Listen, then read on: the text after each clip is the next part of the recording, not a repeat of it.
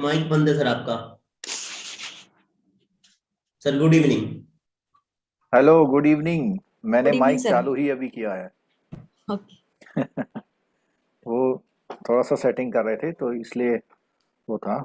और दूसरा ये है कि मैं अपनी आवाज़ यहाँ सुनता रहता हूँ। अगर मैं आपके लिए कुछ बोलूँगा तो मुझे यहाँ आवाज़ आती है, क्योंकि मैं भी एक जूम में, ये देखो, एक और जूम जो है। अच्छा, फ़ोन वैसे नहीं आ रहा। ये ये जूम में लगता है यहाँ पे। ठीक है, एक दिन मैंने फ़ोटो शेयर किया था आप लोगों को कि कितना सिस्टम लगाना पड़ता है ना। पुराने बच्चों को पता है। चलिए जी, गुड इवनिंग। आज सीआईबी के बीएफएम में जो हमारा बेसेल का है, यूनिट 10 चल रहा है। यूनिट 10 में जो जिन लोगों ने अभी तक ये लास्ट में लेक्चर्स नहीं सुने थे, उनके लिए मैं बता दूं। सबसे पहले हमने 3 बेसिक लेक्चर बेसेल के लिए, जो कि जेआईबी सीआईबी के कॉमन थे। उसमें हर टर्मिनोलॉजी को लगभग बता दिया गया, कॉन्सेप्ट बताया गया।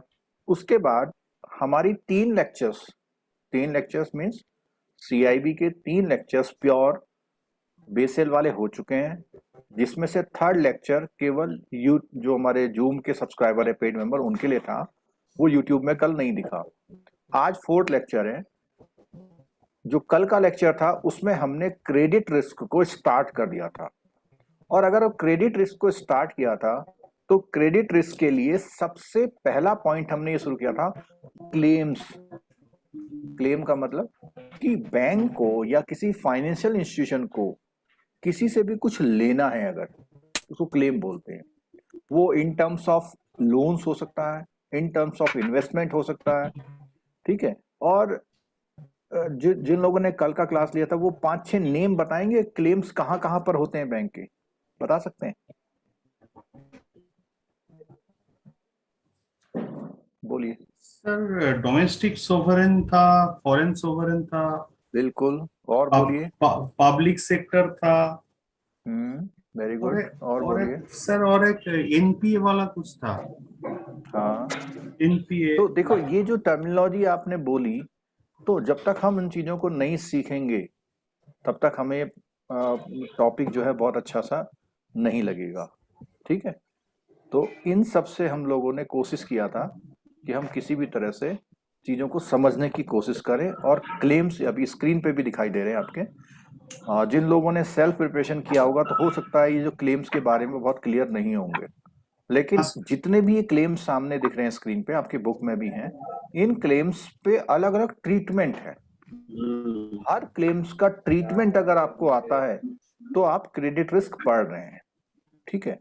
बहुत छोटा सा लाइन का क्रेडिट रिस्क की आप जब आप एडवांसेस करते हैं, लोन करते हैं, तो वो लोन नहीं देता है तो उसका रिस्क होता है। एक बहुत बेसिक चीज हो गई।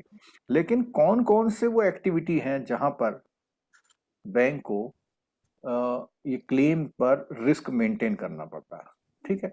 और जब भी हम क्लेम की बात कर रहे थे तो हमने कल के लेक्चर में ये भी देखा कि क्रेडिट रेटिंग एजेंसीज हैं, कौन कौन सी एजेंसीज हैं, और कुछ इंटरनेशनल हैं, कुछ वो हैं। और उसके बाद हमने थोड़ा सा इम्फेसाइज किया था इंटरनल रेटिंग बेस्ड अप्रोच पर। उस पर जो हमारा कल का लेक्चर था, मैंने बोला था 1 क्वेश्चन आएगा इसमें से। ये 4 पॉइंट हैं जिनको हमने पैरामीटर्स बोला था। ये जो 4 पॉइंट हैं इनको हमने पैरामीटर्स बोला था। वो ठीक सर है। इन पीडी एलजीडी पैरामीटर वो वाला। है हाँ, ये वाला। पीडी, हाँ एलजीडी, ईएडी और मैच्योरिटी। मैच्योरिटी में हमने एक पॉइंट बोला था, किसी को रिमेम्बर है? कल हमने मैच्योरिटी के बारे में एक स्टेटमेंट बोला था। कौन सी मैच्योरिटी ली जाती है? Sir, remaining maturity. Remaining maturity. ठीक है। जितना टाइम बीत गया उससे कोई कंसर्न नहीं है। और इसको हमने एक्सप्लेन करने की कोशिश करी थी, कंप्लीटली पूरा एक्सप्लेन किया था क्या क्या चीजें होती हैं। सर ये जो रिमेनिंग मैच्योरिटी होता है, इसमें हाँ, वो स्टैंडर्डाइज्ड अप्रोच में वो जो मैच्योरिटी मिसमैच फैक्टर होता है, यहाँ से निकलता है क्या हेयर कट में? नहीं, वो केवल जो मैच्योरिटी मिसमैच का कॉन्सेप्ट सिर्फ हेयर कट में है। ओ, और वो है भी क्रेडिट रिस्क का पार्ट है। तो जब हम वहां पर आएंगे तो ये मैच्योरिटी मिसमैच का हम डिस्कस करेंगे। ठीक है। चलिए, अब थोड़ा सा आप लोग साइलेंट रहेंगे। आगे की चीज बढ़े, हम दोहरा रहे क्रेडिट रिस्क मिटिगेशन। तो इसको बताने से पहले एक बार फिर एक पॉइंट रिवाइज कर रहे हैं। क्रेडिट रिस्क मैनेजमेंट फ्रेमवर्क में कौन से 4 स्टेप होते हैं? सर आइडेंटिफिकेशन होता है हाँ, सबसे पहले, तो उसके बाद मेजरमेंट, मेजरमेंट, हाँ, उसके बाद होता है control and and monitoring, monitoring and और लास्ट मिटिगेशन। है मिटिगेशन। मिटिगेशन। तो अभी हम क्रेडिट रिस्क मिटिगेशन की बात कर रहे हैं। तो 10.9 जो आपका बुक का हेडिंग है, क्रेडिट रिस्क मिटिगेशन मीन्स होता है कि आपको ये मालूम हो गया है कि हमारा जो है क्रेडिट अच्छा नहीं चल रहा है, तो हम कैसे उसको कम करें। जो रिस्क है, basically this is risk mitigation. और ये रिस्क मिटिगेशन क्रेडिट के लिए भी है, ऑपरेशन के लिए भी है, और मार्केट। जो 3 टाइप के रिस्क हैं, एवरी टाइप के रिस्क को मिटिगेट करना हम लोगों को थ्योरी में पढ़ना है। ठीक है, अब इसको हम नैरेटिव पढ़ रहे हैं। Bank uses number of technique to mitigate the credit risk to which they are exposed. For example, exposure may be collateralized in whole or in part by cash or security, deposit from the same counter party, guarantee. तो इसने बोला हुआ है कि जो exposure है, exposure means exposure means loan.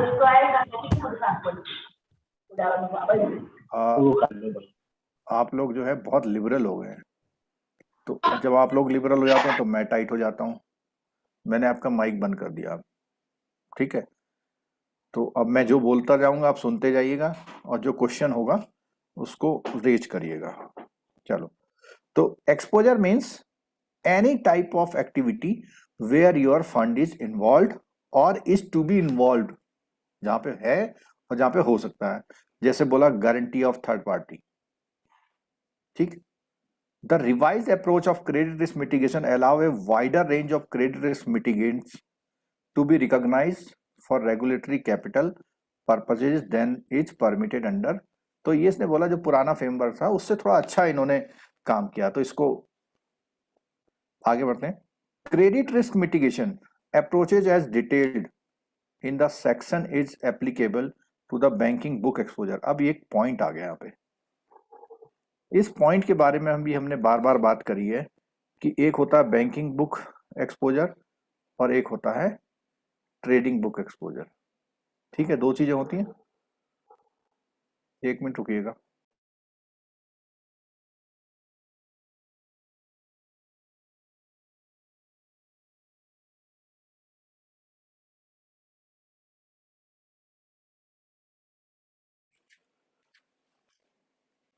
This will also, तो banking book exposure का मतलब है जो भी आपके एडवांसेस लोन्स आपकी बैंकिंग बुक में रिफ्लेक्ट हो रहे हैं। ठीक है, जिनका इंटरेस्ट रेट आप डिसाइड करते हैं। ठीक है, this will also be applicable for calculation of counter party risk. अब काउंटर पार्टी रिस्क क्या है? देखो, जब भी आप डीलिंग करते हैं तो उसमें 2 पार्टी होती है। जब भी आप डीलिंग करते हैं 2 पार्टी होती है, तो हमेशा सामने वाली पार्टी को हम लोग काउंटर पार्टी बोलते हैं और वो हमको काउंटर पार्टी बोलता है। ठीक है, counter party risk charges for the over the counter derivative and repo style transactions booked in trading book. अब देखो, यहां पर ये बोलता है, पहले तो उसने बात बोली बैंकिंग बुक की, लेकिन उसने बोला कि क्रेडिट रिस्क में जो काउंटर पार्टी रिस्क है वो भी ट्रीट किया जाता है किस बुक में? ट्रेडिंग बुक में। और ट्रेडिंग बुक जो होती है नॉर्मली जो आपके डेरिवेटिव या रेपो ट्रांजेक्शंस की बुकिंग होती है जिसमें उसमें डील करते हैं। ठीक है, अब बात आती है general principle. General principles applicable to use of credit risk mitigation technique. तो कई बार एक क्वेश्चन ऐसे पूछ सकता है कि out of these which is not the principle for the risk mitigation, credit risk mitigation, ऐसा कुछ पूछ लेता है। तो कौन कौन से वो प्रिंसिपल हैं जिसमें हम रिस्क मिटिगेट करते हैं? तो बोलता है सबसे पहले, no transaction in which credit risk mitigation technique are used should receive a higher capital requirement than an otherwise identical transaction where such techniques are not used। क्या इस लाइन का मतलब फिर समझिएगा। देखो, हर चीज को बहुत गहराई से समझने की कोशिश करिए। No transaction in which credit risk mitigation technique are used. ऐसी कोई भी ट्रांजेक्शन जिसमें क्रेडिट रिस्क मिटिगेशन का टेक्निक नहीं यूज कर रहे हैं, ठीक है, should receive a higher capital requirement. यानी अगर आप सीआरएम टेक्निक यूज नहीं करेंगे तो आपको कैपिटल जो होगी वो हायर मेंटेन करनी पड़ेगी, ठीक है, then an otherwise identical transaction. कौन से? ऐसे आइडेंटिकल ट्रांजेक्शन जिसमें आप टेक्निक को यूज करते हैं। तो अगर आप कोई रिस्क मिटिगेशन टेक्निक यूज कर रहे हैं तो आपको कम कैपिटल रखनी है, और अगर नहीं कर रहे हैं, ऐसा कोई ट्रांजेक्शन कर रहे हैं, तो उसमें आपको ज्यादा कैपिटल मेंटेन करनी है। पहला प्रिंसिपल, ठीक है। Second, the effect of CRM will be double counted, will not be double counted. Therefore, no additional supervisory recognition of CRM for regulatory capital purpose will be granted on claim for which an issue specific rating is used that already reflect that CRM. तो इसने बोला कि जो CRM का effect है, CRM का credit risk mitigation इसका मतलब है, इसका कस्टमर रिलेशनशिप मैनेजमेंट नहीं है। CRM का मतलब क्रेडिट रिस्क मिटिगेशन। तो बोलता है the effect of credit risk mitigation will not be double counted, 2 बार काउंट नहीं होगी।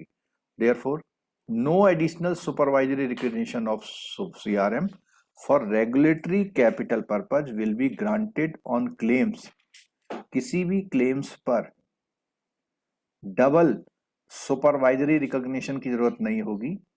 जब आप पहले से सीआरएम लगा रहे हैं तो डबल सुपरवाइजरी सीआरएम लगाने की जरूरत नहीं होगी। For which an issue specific rating is use that already reflect, मतलब आपके पास पहले से कोई सीआरएम रिफ्लेक्ट हो रहा है, सीआरएम यूज कर रहे हैं, उस कंडीशन में सुपरवाइजरी रिकॉग्निशन सीआरएम की जरूरत नहीं पड़ेगी। अगर आप खुद सीआरएम कर रहे हैं तो सुपरवाइजरी सीआरएम नहीं लगाना पड़ेगा आपको। The principle only rating will not be allowed within the CRM framework. Principal only rating will not be allowed with the CRM framework. तो CRM framework में केवल रेटिंग से काम हो जाएगा ऐसा नहीं है। While the use of CRM techniques reduces or transfer credit, अब देखो यहाँ पे एक पॉइंट आ गया कि एक तो सीआरएम टेक्निक से आप अपने रिस्क को क्या कर सकते हैं, रिड्यूस और ट्रांसफर कर सकते हैं। मुझे आपका माइक खोलना है, मुझे आपसे ये पूछना है कि किन कंडीशंस पर कोई ऐसा केस बताइए कि जहां पर आप अपना रिस्क ट्रांसफर करते हैं। कोई बता सकता सर है? सिक्योरिटी लेके फॉरवर्ड कॉन्ट्रैक्ट। एक तो इंश्योरेंस से कर सकते हैं, ठीक है। फॉरवर्ड कॉन्ट्रैक्ट का एज सच ये नहीं है, बल्कि हम उसको ऐसा ना बोल के ऐसा कर सकते हैं कि जो स्वैप ट्रांजेक्शन होते हैं, स्वैप ट्रांजेक्शन में क्या होता है कि अगर आप किसी को सेल करते हैं तो उससे दूसरी पार्टी से आप बाई भी कर लेते हैं, है वो फॉरवर्ड कॉन्ट्रैक्ट का ही पार्ट।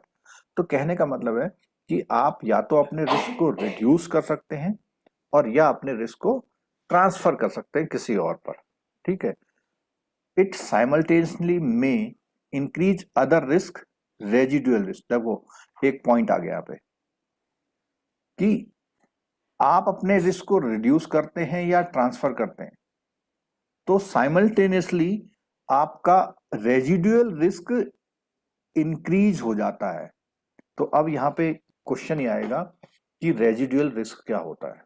तो रेजिडुअल रिस्क क्या होता है कि जब आप अपने रिस्क को किसी और को ट्रांसफर करते हैं या रिड्यूस करते हैं तो उसके अगेंस्ट में जो रिस्क क्रिएट होते हैं उनको आप रेजिडुअल रिस्क बोलते हैं। क्या है रेजिडुअल रिस्क में? जैसे legal risk, operational risk, liquidity risk and market risk. तो दीज आर द कौन से रिस्क हैं ये? Residual risk. और रेजिडुअल रिस्क के लिए फिर मैं लाइन रिपीट कर दूं कि जब अपना रिस्क आप ट्रांसफर करते हैं या रिड्यूस करते हैं तो उससे जो नए रिस्क क्रिएट हो जाते हैं उनका नाम है रेजिडुअल रिस्क, ठीक है। वो रिस्क बढ़ जाते हैं, ठीक है, लिखा ना, इंक्रीज अदर रिस्क।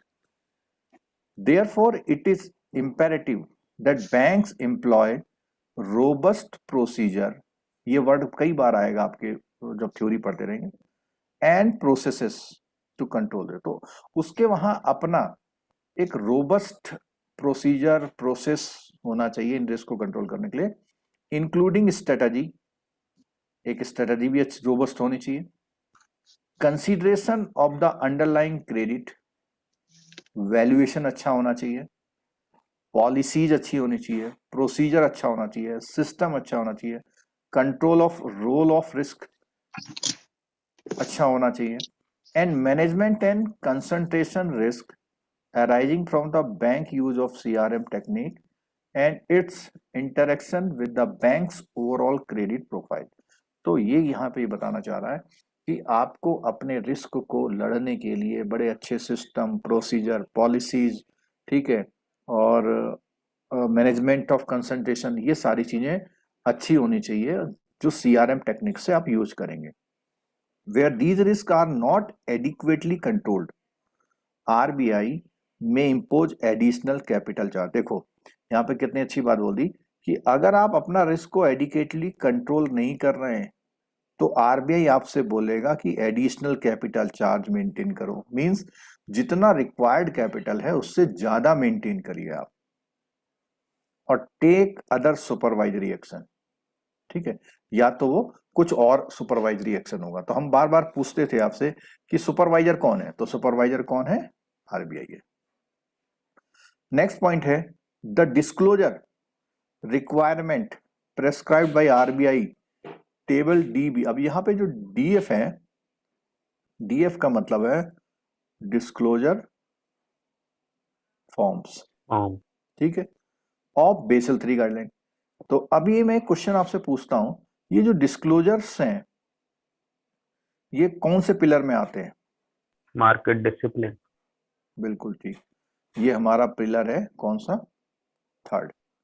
और थर्ड जो पिलर है वो मार्केट डिसिप्लिन का है, और मार्केट डिसिप्लिन बनाने के लिए RBI ने डिस्क्लोजर फॉर्म्स को डिवाइस किया हुआ है कि आपको चीजें डिस्क्लोज करनी है।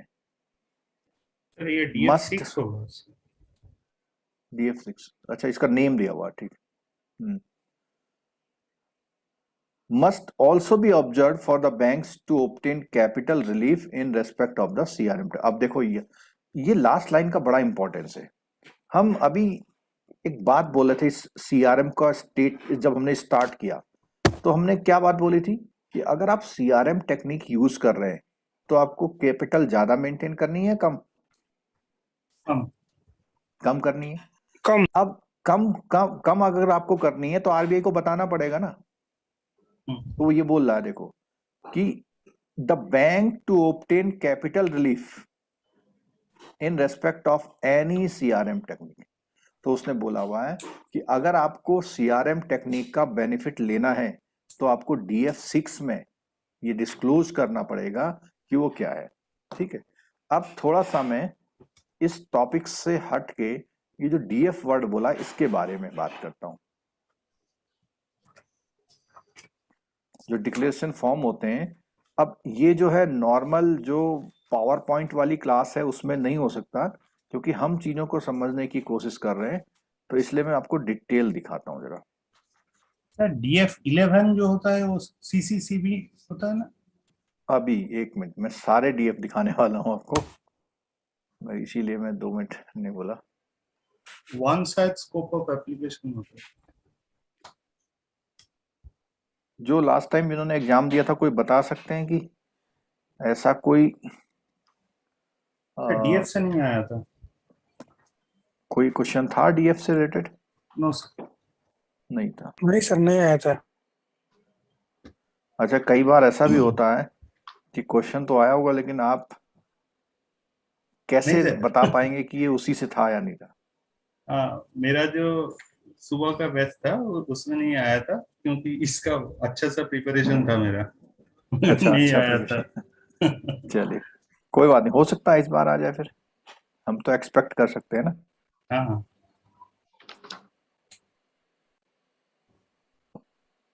एक मिनट दीजिएगा मेरे को, क्योंकि जो चीजें आप पढ़ रहे हैं अगर आपको सामने आता जाए ना वो, तो आपको ज्यादा कन्वीनियंट होगा कि हाँ ये चीज ऐसा है करके।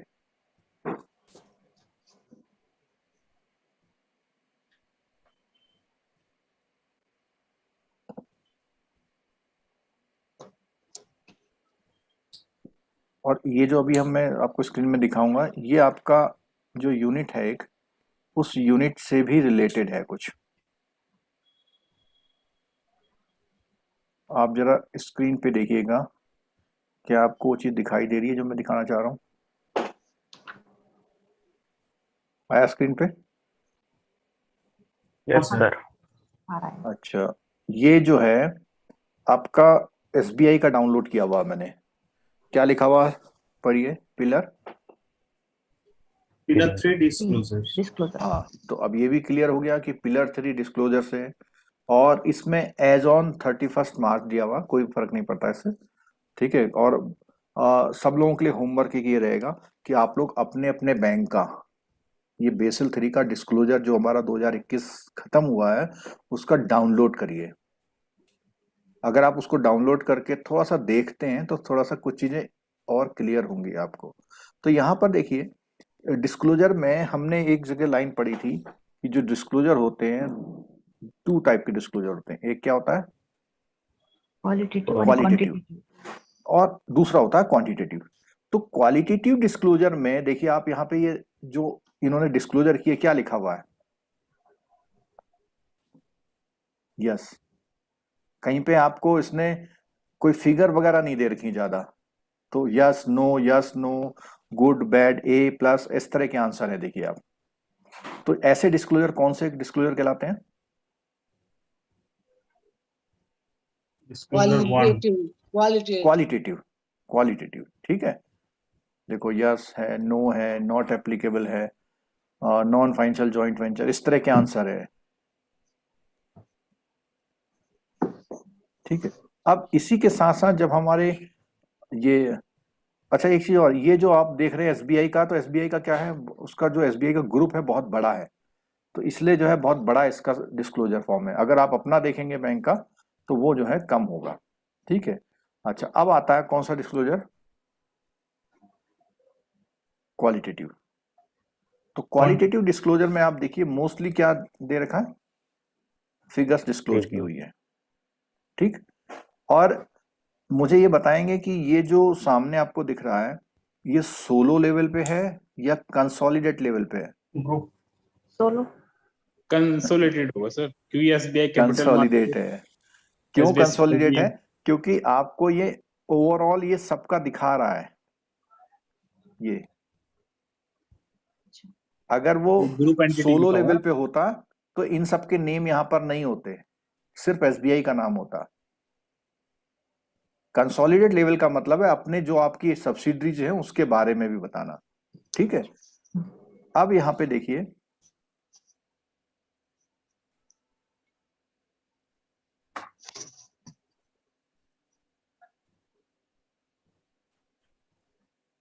ये लिखा हुआ है, ये कौन सा डीएफ है? 2। तो पहले वाले में तो स्कोप ऑफ एप्लीकेशन था, दूसरे वाले में कैपिटल एडिक्वेसी है। तो आपका यूनिट है, कोई बुक में खोल के बताएगा कौन से यूनिट में है? शायद 23 यूनिट है, देखना जरा एक बार।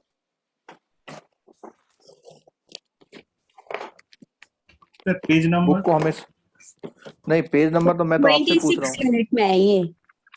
कौन सी? हाँ 26 में है ना? 26 हाँ में है। 26 में। जरा आप लोग और ये जो 26 सर यूनिट खोलिए। DF6 है ना, इसका क्वेश्चन आया हुआ था।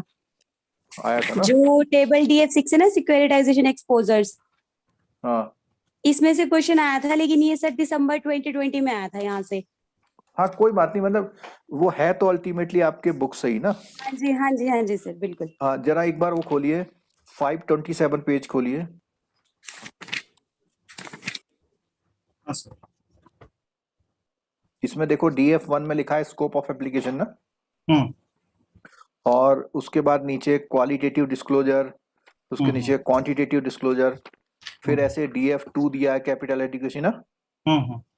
अच्छा, अभी इसको तो हम अलग से पढ़ेंगे, लेकिन आप अभी जो हम कौन सा वाला पढ़ रहे थे, CRM वाला पढ़ रहे थे, कौन सा पढ़ रहे थे? Yeah.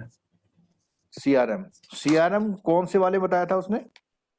DF Six. 6 में ना? DS5 है sir, credit risk mitigation, page number 530। हाँ, तो ये जो 6 था वो गलत है फिर बुक में।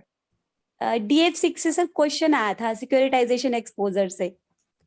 अच्छा, तो अभी हम लोग जो डिस्कस कर रहे हैं, ये जो DF5 लिखा, ये 6 नहीं 5 होना चाहिए। ये बुक में फिर मिसप्रिंट है, क्योंकि आप देखिए ना, DF5 में दिया हुआ है credit risk mitigation disclosure of standardize approach, दिया हुआ है ना। हम्म। ठीक है, तो ये मैं इसलिए आपको कनेक्ट करा रहा हूं कि थ्योरी ही पढ़ना और उसका प्रैक्टिकल देखने से थोड़ा ज्यादा याद रहता है। Right. ठीक है ना। और यही डिस्क्लोजर अगर मैं एसबीआई का देखता हूं, एसबीआई का डिस्क्लोजर 5 ना, इसको हम उस यूनिट में वो करेंगे, लेकिन अभी जो है केवल एक सिंबॉलिक दिखा देता हूं मैं आपको। ये है, देखो दिख रहा है, credit risk mitigation disclosure of standardize approach. अब इसमें क्या बोल रहा है, वो सारी चीज अपनी बता रहा है। जैसे यहां उसने बताया कि on seat balancing is confined to loan advances where the bank have legally enforceable netting arrangement, सारी कहानी लिख रहा है। ठीक, और उसने लिखा है कि पॉलिसीज एंड प्रोसीजर क्या है उसके वहां पर, कि कोलेटरल वैल्यूएशन और मैनेजमेंट का पॉलिसी प्रोसीजर क्या है, तो वो डिस्क्लोज कर रहा है। और ये डिस्क्लोज किसके लिए कर रहा है, किसके लिए कर रहा है डिस्क्लोज, बताइए तो जरा answer. Share holder sir. Share holder. बिल्कुल, मार्केट। शेयर होल्डर के लिए कर रहा है, सुपरवाइजरी रिक्वायरमेंट के लिए कर रहा है, बैंक के लिए कर रहा है, ग्लोबल के लिए कर रहा है। ठीक है, मतलब सबके लिए डिस्क्लोज कर रहा है वो। और अगर सब कुछ डिस्क्लोज कर रहा है तो इसका मतलब वो एक अच्छे, मतलब उसकी उसकी कंपल्सन है कि मैं अच्छा काम करूं। अगर छुपा के रखेगा तो गड़बड़ होगा। ठीक है, देखो कोलेटरल कौन सी लेता है, वो बिल्कुल सब बता रहा है कि मैं कौन कौन सी कोलेटरल लेता हूं, main type of guarantee, counter guarantee क्या लेते हैं हम लोग। ठीक है, क्वांटिटेटिव डिस्क्लोजर, अब देखिए यहाँ पे देखिएगा, वो अभी क्वालिटेटिव थे, क्वांटिटेटिव में बोलता है कि for each separately disclose credit risk portfolio the total exposure, तो उसने दिया हुआ है कि टोटल एक्सपोजर इतना है उसका। ठीक है, ठीक है, for each separately disclose portfolio, तो ये सारी चीजें बता रहा है, इसको आगे कभी डिस्कस करेंगे। ठीक, वापस चलते हैं फिर वहीं पर।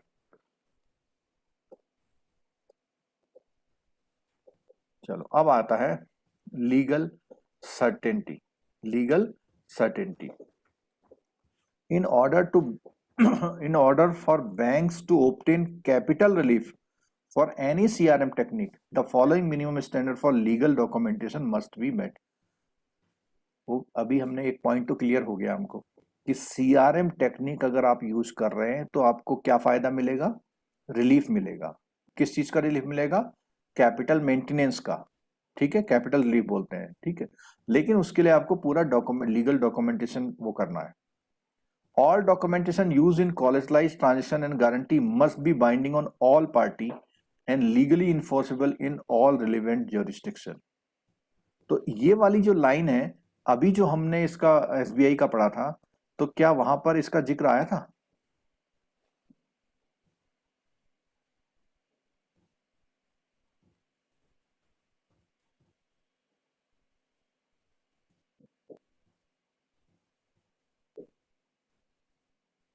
देखो यहां गया, क्या बोलता है, on balance sheet netting is confined to loans, advance and deposit where the bank have,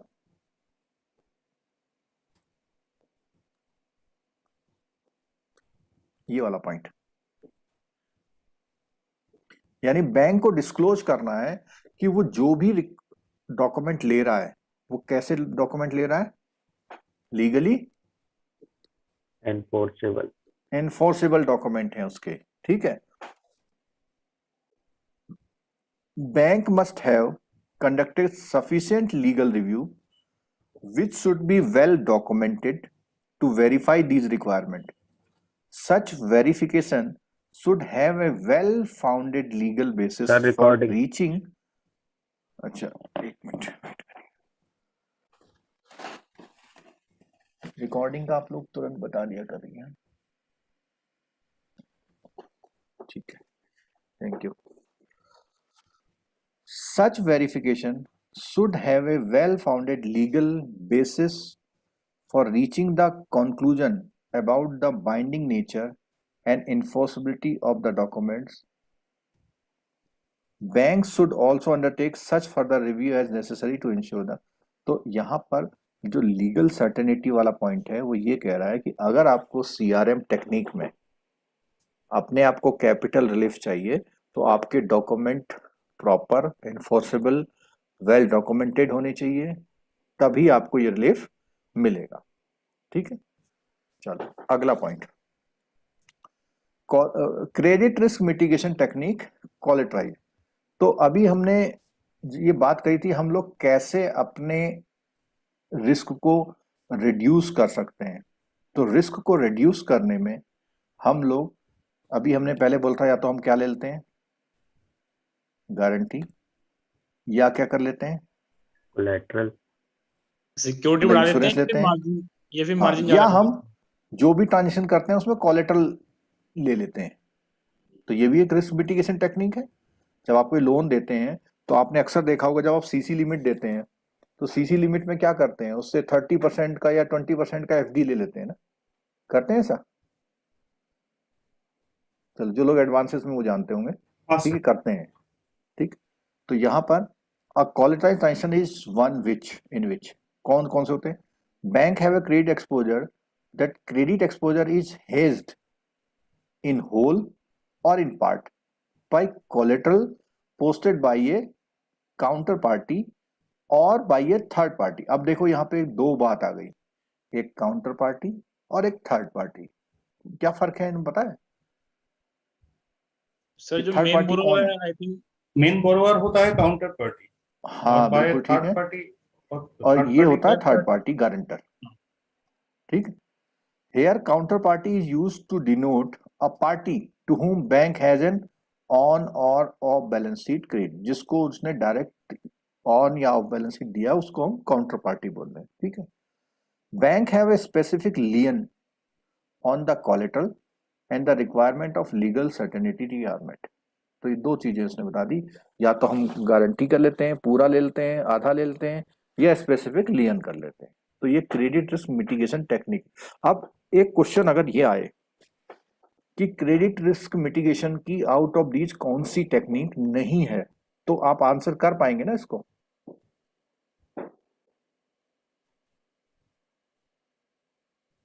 नहीं कर पाएंगे?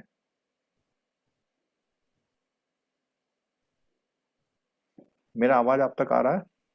हाँ सर, आवाज तो आ रहा है लेकिन हमारी आवाज नहीं आ रही। कि आपका मेरा आवाज तो आ रहा है लेकिन आपकी आवाज नहीं आ पा रही है।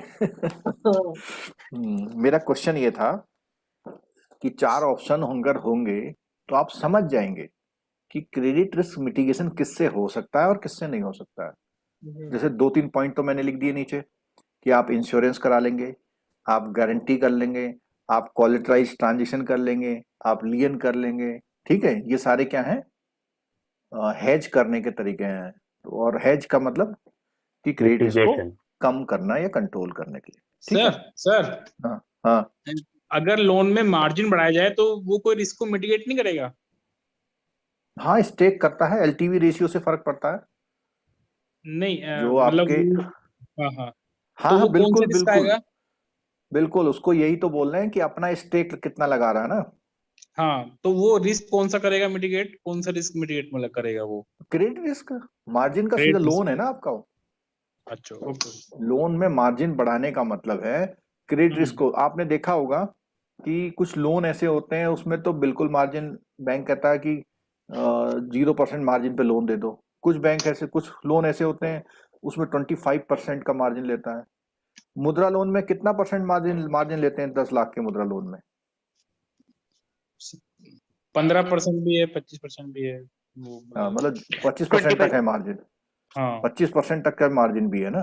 तो जब रिस्क देखा कि बैंक ने कि ये लोन जो है, कर लिया मैंने। जब उसने देखा कि जो बैंक में लोन खराब हो रहे हैं, तो उसने कई बैंकों ने मुद्रा लोन में 25% का मार्जिन कर दिया। ठीक है, तो इस तरह से ये चीजें भी आ सकती हैं उसमें। चलो, अब पॉइंट आता है overall framework and minimum condition. Overall framework and minimum condition, ठीक है, ये हम अभी हम पढ़ रहे हैं क्रेडिट रिस्क मिटिगेशन के बारे में ना। ठीक, the framework allow banks to adopt either a simple approach, which simpler in 1988 accord, substitute the risk weighting of the collateral of risk weighting of the counterparty for collateralized portion of the exposure general subject to 20% floor। तो जितने भी loans आपके हैं जो कोलेटरलाइज्ड हैं, तो उसने बोला कि उसको हम 20% पर ही रखते हैं, कि भाई इसमें रिस्क जो है 20% है। और ये कौन सी अप्रोच में? सिंपल अप्रोच में। The comprehensive approach which allow Fuller offset of collateral against exposure by effectively reducing the exposure amount by the value of ascribed to the collateral, Bank in India shall adopt comprehensive approach which allow fuller offset of the collateral against exposure by effectively reducing the exposure amount by the value ascribed by the collateral. Under this approach, bank which take eligible financial collateral cash security। अब यहाँ पे बोला इसने कि अगर आपको ज्यादा से ज्यादा कोलेटरलाइज करना है और आपको रिस्क कम से कम करना है, तो उसने बोला कौन सी फाइनेंशियल कोलेटरल, कौन सी कोलेटरल लेने को बोला उसने? Financial collateral. Financial cash collateral का मतलब जो डायरेक्ट लिक्विडिटी इसकी ज्यादा हो। हाँ, मतलब सीजन से जो एफडी है, कैश है, सिक्योरिटीज है, इस बिल्कुल, तरह की। इसमें लिक्विडिटी ठीक हो है, जाए।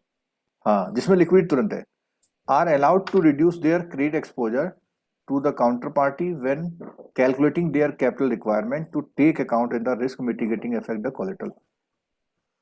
Credit risk mitigation is allowed only on the account by account basis। अब देखो यहाँ एक बहुत इंपॉर्टेंट पॉइंट आ गया, ये भी आपका जब वहां पे वो क्वेश्चन बनाता है तो ऐसे बनाएगा क्वेश्चन कि out of these statement which is not correct regarding with the credit risk. तो यहाँ बोल रहा है कि क्रेडिट रिस्क में जब आप रिस्क मिटिगेशन करते हैं तो अकाउंट बाय अकाउंट बेसिस पे करते हैं आप, मतलब ईच एंड एवरी अकाउंट में क्या है उसके अकॉर्डिंग उसका रिस्क मिटिगेट करते हैं। ठीक है, किसी में सिक्योरिटी ज्यादा है, किसी में कम है। Even with in regulatory retail portfolio, however before capital relief will be granted the standard set out below the must. तो अब उसमें कौन कौन से स्टैंडर्ड रखने हैं हमें, तो सब in addition to the general requirement for legal certainty, the legal mechanism by which collateral is pledged or transferred must ensure that the bank has the right to liquidate। कहने का मतलब है कि कोई भी आप सिक्योरिटी ले रहे हैं जिसका आप लीगल पोजीशन लें, या आपको लिक्विडेट करने का राइट होना चाहिए। और वो कैसे हो सकता है? जब आप उसे प्लेज करते हैं या लियन करते हैं, तभी आप उसे लिक्विडेट कर सकते हैं। ठीक है, in timely manner. In the event of default, insolvency और bankruptcy of the counter party. ठीक है, अगर काउंटर पार्टी की कुछ भी ऐसा होता है तो आप उसको लिक्विडेट कर सकते हैं। Furthermore, bank must take all step necessary to fulfil those requirement under the law applicable to the banks interest in the. तो बैंक जितने भी लॉ हैं उनको एप्लीकेबल कराने की कोशिश करता है। इन्फोर्सेबिलिटी सिक्योरिटी इंटरेस्ट, यानी सिक्योरिटी को जब भी आपने कब्जाना हो, उसका कोई ट्रीटमेंट करना हो, तो इन्फोर्सेबल होना चाहिए, यानी कि उस पर आप एक्शन ले पाए। ठीक है, in order for collateral to provide protection, the credit quality of the counter party and the value of collateral must not have a material positive correlation. For example, security issued by a counter party or by a related group entity would provide little protection, so would be live। तो यहाँ पर ही कहता है कि जो भी आप collateral लेंगे उसमें एक पॉजिटिव कोरिलेशन होना चाहिए। किस चीज में? Counter party versus collateral. हर काउंटर पार्टी के हिसाब से आपकी कोलेटरल में पॉजिटिव कोरिलेशन होना चाहिए, और जैसे जैसे रिस्क ज्यादा है तो उसकी लिक्विडिटी की जो चांसेस हैं ज्यादा होनी चाहिए, तभी आप उस रिस्क को मिटिगेट कर पाएंगे। Bank must have clear and robust procedure, ये लाइन कई बार आ चुकी है। For the timely liquidation of collateral to ensure the legal, तो उसने कहा कि बैंक का अपना सिस्टम ऐसा होना चाहिए कि जब भी उस सिक्योरिटी को कोलेटराइज को करना है तो तुरंत वो कर ले, उसका प्रोसीजर अच्छा होना चाहिए। ठीक है, नेक्स्ट पॉइंट है when the collateral is held by A custodian.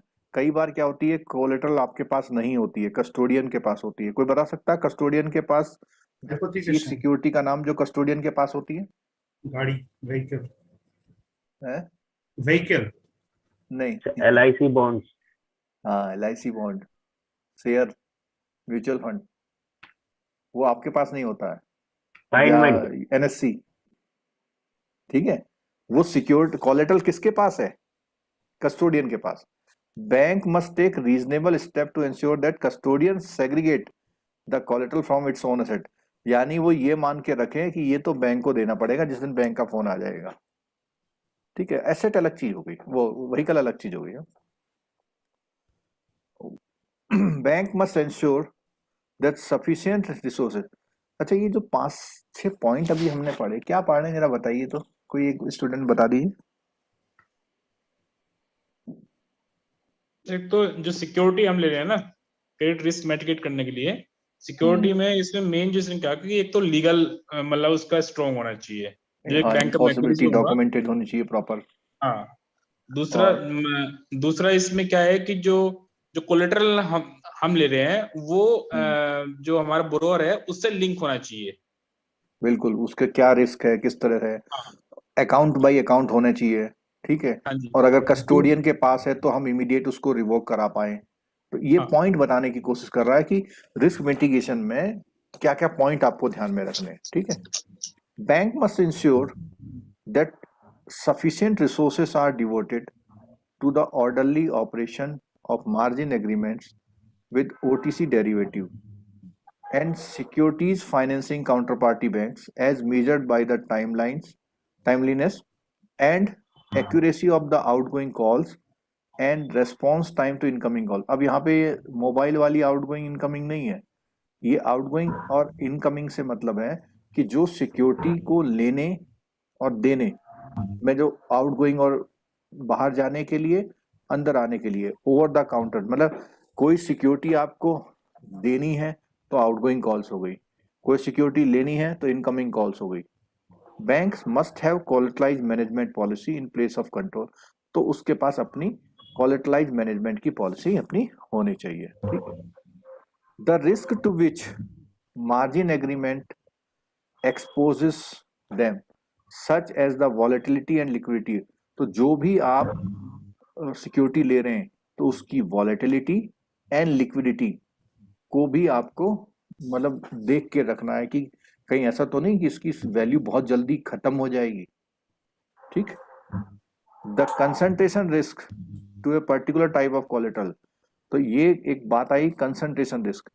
किसी कभी कभी क्या होता है, किसी एक टाइप की कोलेटरल पे ज्यादा प्रेशर आ जाता है, यानी कि उसकी वैल्यू बहुत खत्म होने वाली होती है या कुछ हो जाता है, तो ऐसी चीजों में उसको बोलते हैं कंसंट्रेशन रिस्क।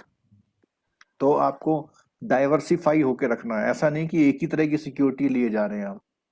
ठीक, the reuse of collateral both cash and non cash including the potential liquidity shortfall resulting from the reuse of collateral received from the counter party and the surrender of right of collateral posted to counterparty।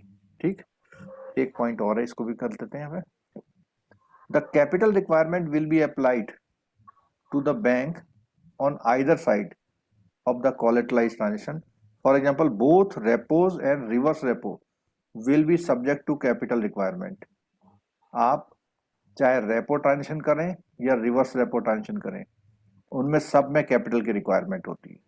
Likewise, both side of security lending and borrowing transaction will be subject to the explicit capital charges as will the posting of securities in connection with a derivative exposure other borrowing. चलो next point आता है हमारा comprehensive approach. एक हमने approach की बात करी जिसका नाम था सिंपल अप्रोच। दूसरी अप्रोच कौन सी है ये? कॉम्प्रिहेंसिव। कॉम्प्रिहेंसिव। अब एक बार ऊपर आते हैं जहां हमने ये वर्ड पढ़ा था, इंडिया में कॉम्प्रिहेंसिव। यहां हम कहीं पढ़ रहे थे ना कि एक सिंपल अप्रोच पढ़ रहे थे और एक कॉम्प्रिहेंसिव। सर यहाँ से क्वेश्चन क्या आ सकता है? क्वेश्चन इसमें से बहुत बन सकते हैं। आपका कोई भी पैराग्राफ है उसको 4 लाइन में तोड़ेगा और एक लाइन में नोट लगा देगा, या एक लाइन में कोई वर्ड चेंज कर देगा और बोलेगा कि ये रिस्क मिटिगेशन से रिलेटेड इसमें से कौन सा स्टेटमेंट करेक्ट नहीं है या इनअप्रोप्रिएट है, ऐसा करके क्वेश्चन। और बाकी एक कॉन्सेप्चुअलिटी है कि जो हम ये पढ़ रहे हैं कि ये क्या समझाने की कोशिश कर रहा है कि रिस्क मिटिगेशन में हमें कौन कौन से पॉइंट ध्यान में रखने चाहिए, ऐसा कुछ करके। तो 10.9.3.1 में है सर।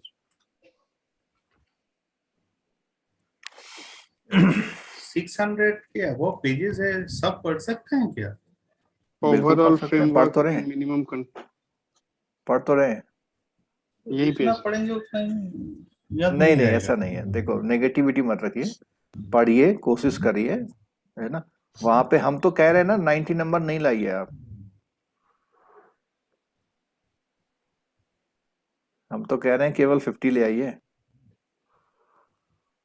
कहाँ पे है इसमें, कहाँ गया वो सिंपल, उसमें पढ़ा था हमने। फर्स्ट लाइन में है सर। और लाइन में सर ये आपने हाँ फर्स्ट सर्कल लाइन किया में उसको। The framework allow banks to adopt either the simple approach और कॉम्प्रिहेंसिव वर्ड कहीं ये है, ये वाला। ठीक है, तो 2 अप्रोच है। Bank in India shall adopt कौन सी अप्रोच? कॉम्प्रिहेंसिव। कॉम्प्रिहेंसिव। तो कॉम्प्रिहेंसिव अप्रोच की जब बात आएगी तो जितनी आप बातें कर रहे हैं मोटी मोटी उसके अंदर जाना पड़ेगा। ठीक है, तो पहला पॉइंट क्या है, आप लोगों को थोड़ा सा सपोर्ट करना पड़ेगा क्लास में, क्योंकि एक बार हमें ये रीडिंग करने दीजिए और समझ लीजिए। ठीक है, एग्जाम टाइम में कितना पढ़ के जाएंगे बताना जरा।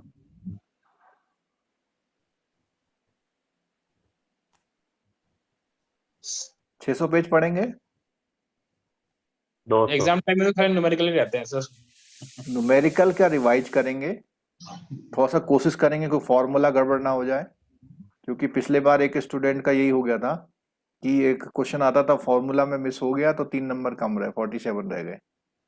ठीक है, तो इसीलिए जो कह रहे हैं कि एक बार हम अभी पढ़ रहे हैं, अभी हमारे पास टाइम है, एग्जाम टाइम में कुछ इंपॉर्टेंट चीजों को रिवाइज करते हैं। ठीक, और जैसे इसमें वर्ड लिखा हुआ है कॉम्प्रिहेंसिव अप्रोच, तो हमें कौन सी अप्रोच रखनी है? कॉम्प्रिहेंसिव। अभी तो कॉम्प्रिहेंसिव रखनी है ना, अभी हमें कॉम्प्रिहेंसिव अप्रोच रखनी है। पढ़ना है जितना है, और आपके लिए जो ये लाइव क्लास वाले लोग हैं उनके लिए पढ़ने के लिए क्या है फायदा कि उनको टाइम दिया जा रहा है कि इतने बजे आपको पढ़ने आना है। ठीक है, क्लियर?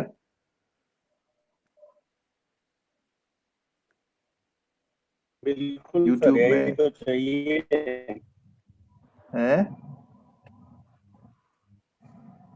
यही तो चाहिए, बहुत दिन के बाद क्लास टाइमिंग से शुरू हुआ है। मतलब आपका नहीं है, हम लोगों का। देखो इसमें YouTube में भी 2-3 स्टूडेंट है बहुत एक्टिवली पार्टिसिपेट कर रहे हैं और हमेशा क्लास में आते भी हैं वो, है ना। चलो वापस आते हैं अपने टॉपिक पर। ये तो हम लोगों को अभी कॉम्प्रिहेंसिव अप्रोच रखनी है, शॉर्टकट कुछ नहीं है, सिंपल अप्रोच कुछ नहीं है। सिंपल अप्रोच जब आपका लास्ट 1 वीक होगा तो उसमें जो रिवीजन होता है वो सिंपल अप्रोच से होता है, मतलब कुछ खास चीजें आप लोग रिवाइज करते हैं। लेकिन अगर आप कॉम्प्रिहेंसिव लेके चल रहे हैं तो जरूर उसका फायदा 5 मार्क्स का मिल जाता है कहीं ना कहीं। ठीक, और जो लोग लास्ट टाइम एग्जाम देते हैं वो मेरे को क्वेश्चन शेयर नहीं कर पाते हैं। वो कहते हैं पता नहीं क्या आया था। तो पता नहीं क्या आया था तो मैं कैसे बताऊं क्या आया था, है ना। एक तो IIBF अपना क्वेश्चन पेपर आउट नहीं करता है। अगर एक बार क्वेश्चन हो तो तब बताएं ही ना उसे कि कहाँ से आया था question.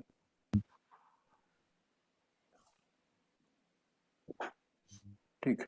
Comprehensive approach. In the comprehensive approach when taking collateral, bank will need to calculate their adjusted exposure to the counterparty for the capital adequacy purpose in order to take account of effect of the collateral. अब मुझे कोई भी student ये बता सकता है adjusted exposure क्या होता है? पुराना बच्चा,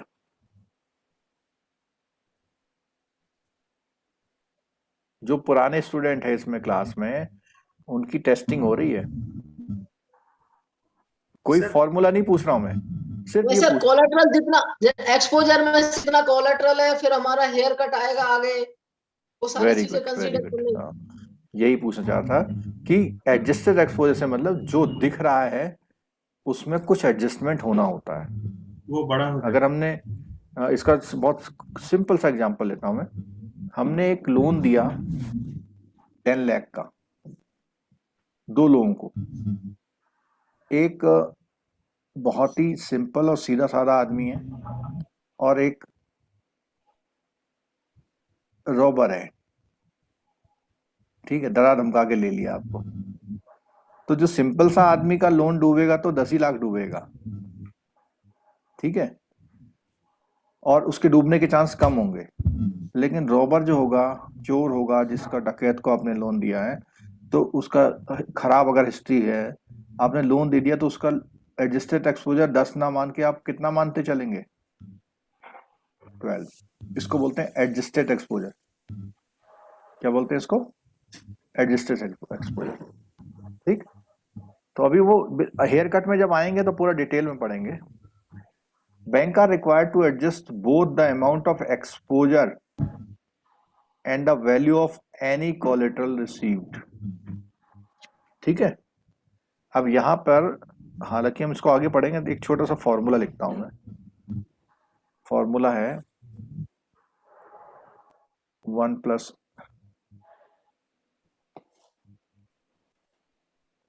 HE। ये है exposure minus collateral 1 minus HC HFX MF into, ये एक फॉर्मूला है। ये फॉर्मूला हमारे एडजस्टेड एक्सपोजर में हम पढ़ेंगे आगे। सर ये एक्सपोजर फॉर्मूला सर है। ई इनटू एच ही ना, एक्सपोजर इनटू एच होता है ना haircut. 1 plus HE 1 plus होता है एक्सपोजर का। नहीं, एक्सपोजर हमेशा 1 प्लस होता है ई के और आगे कॉमा कोलेटरल लगा हमेशा के माइनस होता है। हाँ कोलेटरल वाला माइनस होता है, मगर एक्सपोजर का साथ इनटू होता है ना हेयर कट। 1 प्लस एच ही होता है या इनटू एच ही होता है? नहीं, एक्सपोजर इंटू 1 प्लस। 1 प्लस से मतलब समझिए, अगर मैंने बोला HE 10% है, अगर मैंने बोला HE इज 10%, तो इसका मतलब हो जाएगा 1 प्लस 0.1, यानी आपका एक्सपोजर अगर 100 लाख का है तो यहां पर हो जाएगा ये 110 लाख का। चलिए वहां बात करेंगे अभी। ठीक। अभी इस बड़े से पैराग्राफ को छोटा सा करने दीजिए। कहां पे थे हम लोग? यहाँ। Any collateral received in support of the counterparty to take account of the possible future fluctuation in the value of either occasioned by the market movement, मतलब उसकी जो सिक्योरिटी की वैल्यू है मार्केट के मूवमेंट से कम ज्यादा हो सकती है। ठीक। These adjustment are referred as haircut। ठीक है। The application of haircut will produce volatility adjusted amount for both exposure and collateral। देखो दोनों के लिए कह रहा है। The volatility adjusted amount for the exposure will be higher than the exposure, the volatility adjusted amount of the collateral will be lower than the। देखो बिल्कुल ये जो मैंने नीचे फॉर्मूला लिखा हुआ है ना, इसको पूरा कंप्लीटली समझा रहा है। एक्सपोजर के लिए बोल रहा है कि क्या होगा, इंक्रीज होगा, हायर होगा, और कोलेटरल के लिए क्या बोल रहा है, विल बी लोअर। ठीक है, क्लियर हो गया। Unless either side of the transaction in case. Sir इस पे हैं? एक बार समझाइए ना सर फिर से। हाँ, जो हम लोन देते हैं उसको हम एक्सपोजर बोलते हैं ना। तो exposure depending on the party, counter party, वो सेम नहीं रहता है। किसी के लिए वो 100 है, किसी के लिए वही 110 हो जाता है। यानी जिसको भी हम लोन देते हैं depending on the counter party और लाइन ऑफ एक्टिविटी, वो जितना हम बुक में देखते हैं ना उससे एक्चुअली ज्यादा होता है, क्योंकि उससे जो नुकसान होता है वो केवल फाइनेंशियल नहीं होता है, आपकी रेपुटेशन को भी नुकसान पहुंचाता है। तो उसके लिए आपका जो एक्सपोजर है वो हायर होता है, यानी 1+। और जितना आप सिक्योरिटी लेते हैं, सिक्योरिटी किस टाइप का लिया हुआ है, किस पार्टी का लिया हुआ है, उस पे भी सिक्योरिटी को डाउन होने का चांस होता है। अगर आपने किसी को 10 लाख की सिक्योरिटी ली है तो जब आप रियलाइज करने जाएंगे तो मे बी वो 8 लाख में सेल होगी आपकी। तो ये जो कोलेटरल है वो लोअर हो जाती है। ठीक है, और वैसे भी इस टॉपिक को बहुत बढ़िया हम हेयर कट वाले में समझाएंगे, जो हमारा टॉपिक है ना हेयर कट, उसमें। ठीक, okay sir. Unless either side of the transaction in cash. हाँ, एक बात और बोल दी कि जो कैश ट्रांजेक्शन है उसको छोड़ दे आज, क्योंकि कैश ट्रांजेक्शन में तो जितना दिख रहा है उतना ही होगा। In other words, haircut for the exposure will be a premium factor and the haircut for the collateral will be discount factor। तो बार बार उसी चीज को समझा रहा आपसे। अब जैसे यही स्टेटमेंट है, अगर यही स्टेटमेंट वहां एग्जाम में आ जाता तो आप सोचते हेयर कट जो है ये प्रीमियम फैक्टर है या डिस्काउंट फैक्टर है? क्या आंसर दोगे? डिस्काउंट है, प्रीमियम फैक्टर। कुछ लोग प्रीमियम देंगे।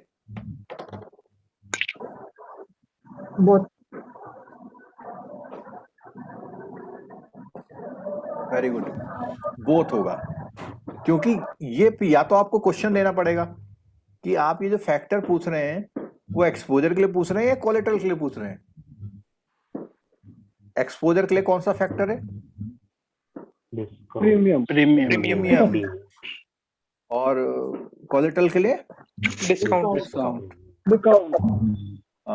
It may be noted that the purpose underlying of the application of haircut to capture the market related volatility। अब एक क्वेश्चन ये भी आ गया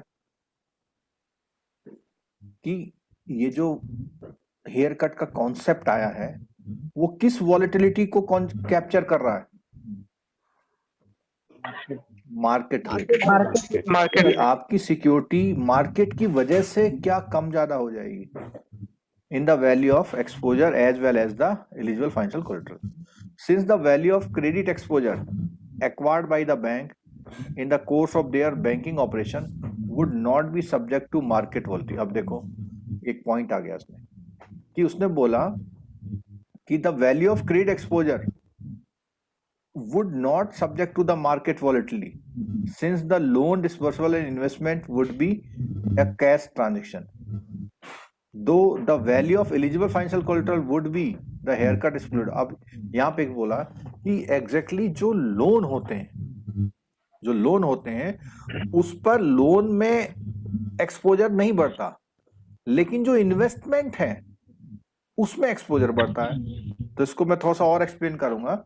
एक जब हम लोग हेयर कट का न्यूमेरिकल करेंगे तो वहां पर आता है, वो कहता है कि एक बैंक है, उसने एबीसी कॉरपोरेशन के बॉन्ड में 100 लाख रुपीस इन्वेस्ट किया हुआ है और इस 100 लाख के इन्वेस्टमेंट के अगेंस्ट में उसने 80 लाख का कोलेटरल ले रखा है। इसको पॉइंट को समझने की कोशिश करिएगा। तो ये एबीसी में जो इसने एक्सपोजर लिया हुआ है बॉन्ड में, ये एक तरह से क्या है आपका?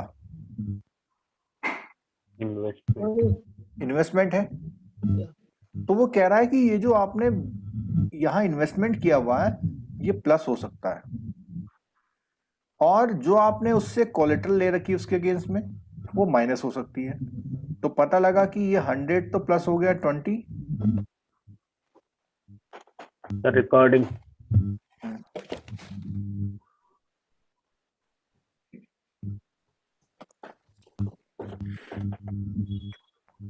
और कोलेटरल हो गया -10, कितना हो गया 70। तो आपका एक्सपोजर तो प्रीमियम में चला गया 120 हो गया, और कोलेटरल आपका डिस्काउंट होके इतना हो गया। तो आपका रिस्क में कितना है? 50 आपका रिस्क में। लेकिन अगर बैंक ने कोई लोन दिया हुआ है 100 लाख का, तो वो कभी भी क्या नहीं होगा, प्लस नहीं होगा, 100 प्लस नहीं होगा सर। हाँ, क्योंकि उसको कौन सा ट्रांजैक्शन मान रहा हो? Cash transaction. कैश ट्रांजैक्शन मान रहा है। कॉन्सेप्ट समझ में आया? Yes sir, yes sir. Since the loan disbursement investment would be a cash transaction,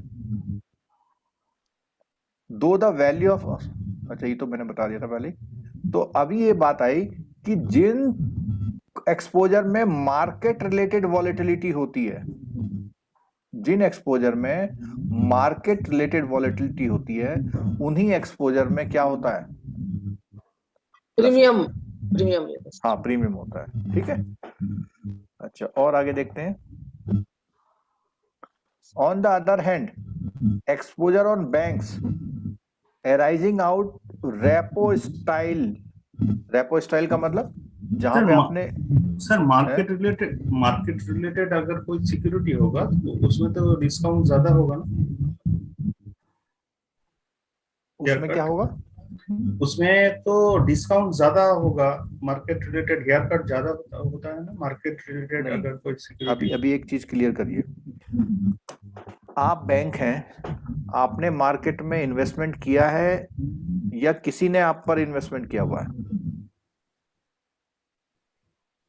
किसी ने हमारे बैंक ने मार्केट में इन्वेस्टमेंट किया। हमने किया है। हाँ, आपने किया है। हाँ ठीक है, बस साइलेंट होइए थोड़ा। अगर आपने कहीं मार्केट रिलेटेड किसी में इन्वेस्टमेंट किया हुआ है तो उसमें एक्सपोजर हो सकता है, हेयर कट हो सकता है एक्सपोजर का,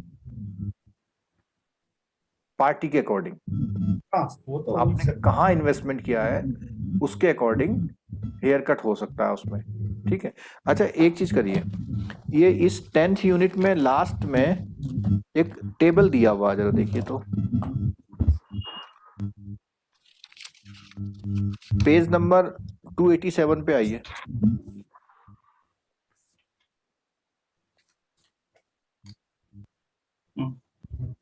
आए?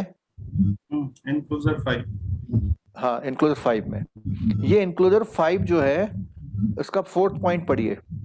Hair cut for exposure for various combination of counterparty rating and maturity are listed be table below. तो अगर आप ये जो इसमें हमारा काउंटर पार्टी दिया हुआ है, जरा पहला काउंटर पार्टी का नाम बताएंगे क्या दिया हुआ है? Government of India. हाँ, गवर्नमेंट ऑफ इंडिया में अगर आपने state bank of India 1 year तक अनरेटेड में अगर इन्वेस्टमेंट किया हुआ तो कितना हेयर कट है? 0.5। तो इसका मतलब ये है कि अगर मैं आपसे कहूं कि आपने 10 लाख रुपीज इन्वेस्ट किए वहां पे, तो कितना ट्रीट होगा वो? 10,05,000। हाँ ठीक है, ये 10,05,000 ट्रीट होगा।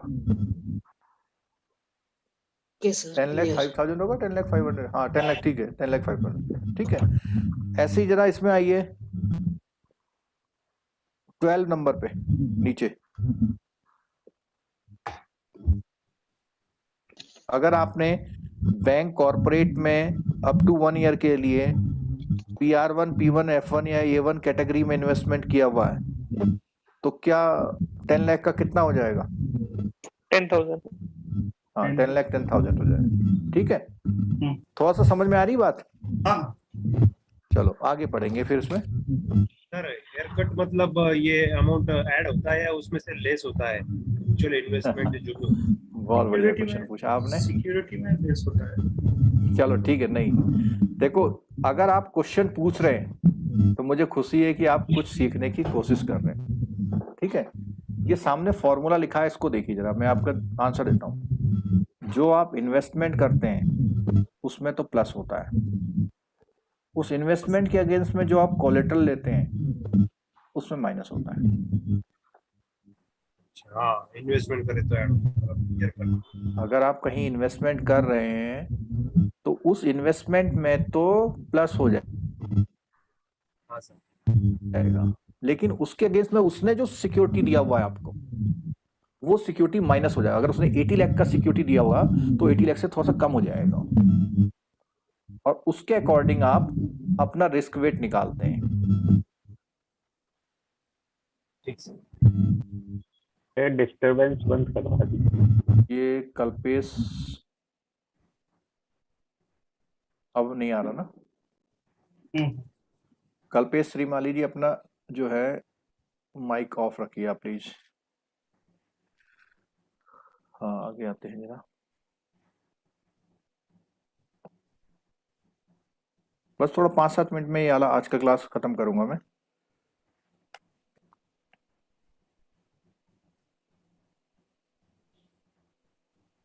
हेयर कट आज होगा?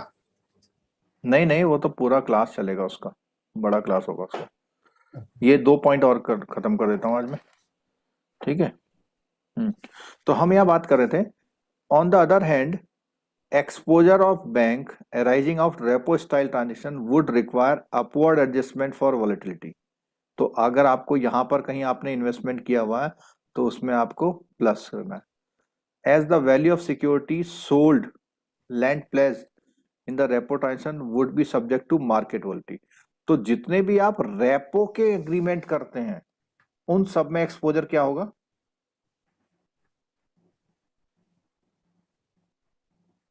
तो मतलब हम लोन देंगे? लोन नहीं, लोन में तो बोल दिया उसने, वो कैश ट्रांजेक्शन है, उसमें एक्सपोजर में कोई चेंज नहीं आने वाला। एक्सपोजर बढ़ जाएगा उसमें सर। प्लस होगा sir, plus. Repo transaction, repo transaction वो ट्रांजेक्शन होते हैं जहां पर आप कुछ इन्वेस्टमेंट कर रहे हैं और उसको बाई बैक होना होता है, तो प्लस हो जाएगा। हाँ प्लस होगा। Hence such exposure shall attract haircut. और ऐसे जो भी मार्केट वॉलेटिलिटी से रिलेटेड इन्वेस्टमेंट होंगे उसमें आपका हेयर कट अट्रैक्ट होगा। Additionally where the exposure and collateral are held in different currencies, ये भी एक हेयर कट होता है। डिफरेंट करेंसी का मतलब आपने इन्वेस्टमेंट तो किया हुआ रुपीज में और उससे सिक्योरिटी किस में ले रखी है? अदर करेंसी में। हाँ। तो अगर इसको करेंसी मिसमैच भी बोलते हैं, ठीक है। An additional downward adjustment must be made to the volatility adjusted collateral amount to take account of possible future fluctuation in the exchange rate. Exchange rate की वजह से आपको ये डाउन करना पड़ता है उसकी वैल्यू को। The standard supervisory haircut for currency risk where exposure collateral are determination with कितना है? 8% है। जिन लोगों ने पिछली बार क्लास ली है या यूट्यूब में कभी क्लास ली होगी हेयर कट का, उन्हें साफ साफ पता है ये बात कि फॉरेन करेंसी मिसमैच में हेयर कट एक्सपोजर ऑलवेज कितना होता है? 8%। 8% बोल दीजिए या उसे 0.08 बोल दीजिए, ठीक। अगला point, where the volatility adjusted exposure amount is greater than the volatility adjusted collateral amount, bank shall calculate their risk weight asset as the difference between the two multiplied by the risk weight counter party. अब क्या बोला यहाँ पे कि ये जो example हमने दिया हुआ ये वाला नीचे देखिए कि ये जो 120 निकाला है, ये 120 is what? Exposure. 70 is what? Collateral. ये जो बचा है आपका 50, दिस इज नहीं, जो 50 बचा हुआ है ये 50 आपका, 50 को आप इंटू करेंगे किससे? Weight of assets in banks. हाँ, रिस्क वेट से। अगर सपोज कीजिए इसमें हम रिस्क वेट 20% का करते हैं तो कितना हो जाएगा? 10 लाख। इस 10 लाख के अगेंस्ट में आपको क्या मेंटेन करना पड़ेगा? कैपिटल। तो 10 लाख का 9% जो भी होगा, 9%। तो आपका 9% का मतलब हो गया 90,000। ठीक है, और इस 10 लाख को हम बोलेंगे RW। तो एक तरह से जितना अभी हमने ऊपर पढ़ा उसका जिस्ट है ये जो सामने दिखा रखा हमने। ठीक, क्लियर हो गया? और नेक्स्ट क्लास में हम क्या पढ़ेंगे? Risk mitigation technique on balance sheet netting. ये जितना हम यहाँ थ्योरी पढ़ रहे हैं इन सबका एक एक चैप्टर न्यूमेरिकल का है आगे। अभी हमने रिस्क मिटिगेशन किस में पढ़ा?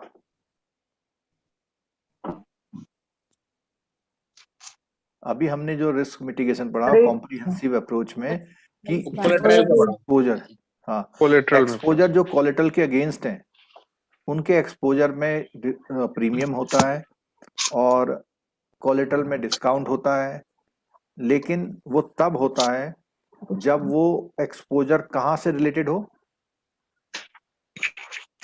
मार्केट रिलेटेड हो। मार्केट वॉलेटिलिटी होनी चाहिए उसमें, तभी वो उसमें वो चीज अप्लाई होती है।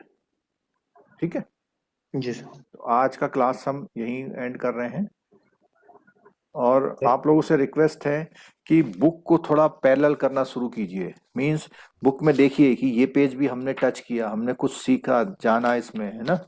जब आप ऐसा करेंगे तभी आपको लगेगा कि आपका टॉपिक बढ़ा। ये 10 नंबर टॉपिक कितने पेजेस का जरा बताइए तो कोई?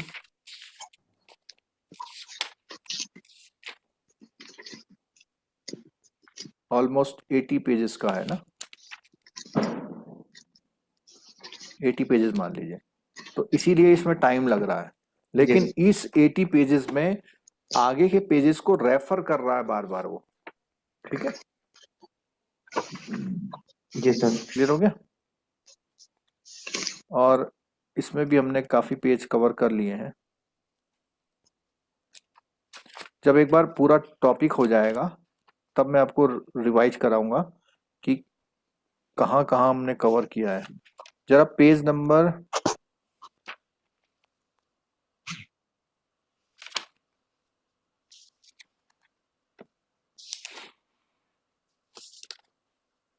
83 पेज पेज का नंबर है। 269 खोलिए तो। 269 बोलिए सर। उसमें बीच में एक फॉर्मूला दिया हुआ देखो। हाँ सर दिया हुआ है। Yes sir. ये हमने आज डिस्कस किया है। E इक्वल टू मैक्स, है ना। मैक्स का मतलब मैक्सिमम इतना हो सकता है E into 1 plus H E minus C into 1 minus S C minus H F X, और इंटू एम एफ भी होता है, वो बताएंगे जब मैच्योरिटी मिसमैच होता है ना तब लगता हो। ठीक है और ये इसी तरह धीरे धीरे चीजें हम आगे बढ़ा रहे हैं। और एक बार जब ये टॉपिक हो जाएगा पूरा तो फिर मैं इसको रिवाइज करके समराइज करूंगा कि देखो हमने कैसे कैसे चीजों को पढ़ा था इस टॉपिक में। ठीक चलो, और जब ये टॉपिक हो जाएगा तो उसके बाद फिर हम 2-4 टॉपिक ABM के पकड़ लेंगे, है ना। सर 276 पेज में थोड़ा डिफरेंट फॉर्मूला है। 276 पेज में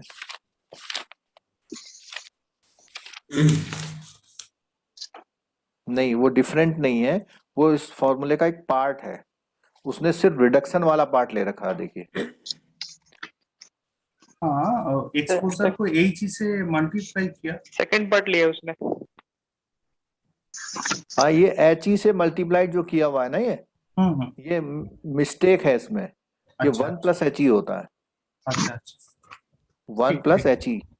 ठीक है आप थोड़ा सा जो कॉन्सेप्ट है इन तीनों फॉर्मूलों को देखेंगे तो समझ में आएगा आपको थोड़ा। ठीक है